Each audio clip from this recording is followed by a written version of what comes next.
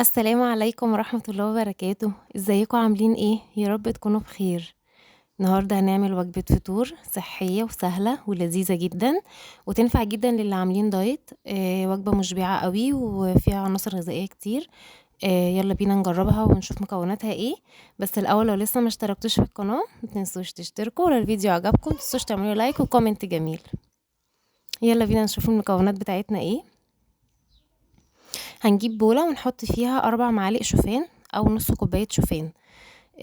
دي الوجبة يعني ده الكمية المفروض ناخدها في الفطار. الكمية دي تكفي فرد واحد. هنحط عليها نص كوباية لبن مغلي.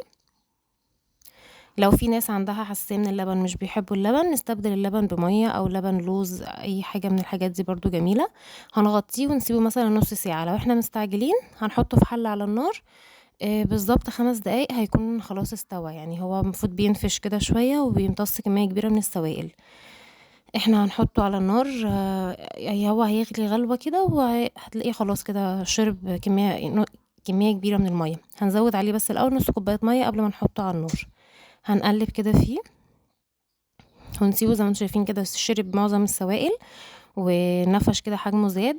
هنشيله، مش هنسيبه لحد ما يشرب السوائل كلها عشان ميبقاش طعمه وحش. نحطه في البولة ونحط عليه بقى الفاكهة اللي احنا عايزينها او الفاكهة المتوفرة. يعني انا حطيت كانتالوب وموز وتمر. ممكن تحطوا خوخ لو موجود، تفاح، اي حاجة. ممكن تحطوا تمر بس وموز، حلو قوي.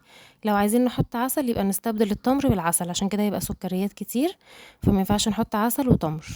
ممكن نحط دبس تمر، حلو قوي. ونحط شوية كده رشة جوز الهند وشوية زبيب. في مكسرات نحط مكسرات. اي حاجه موجوده، كل الحاجات دي صحيه مفيده ولذيذه جدا. الوجبه دي حلوه قوي، مفيده جدا، مغذيه ومشبعه.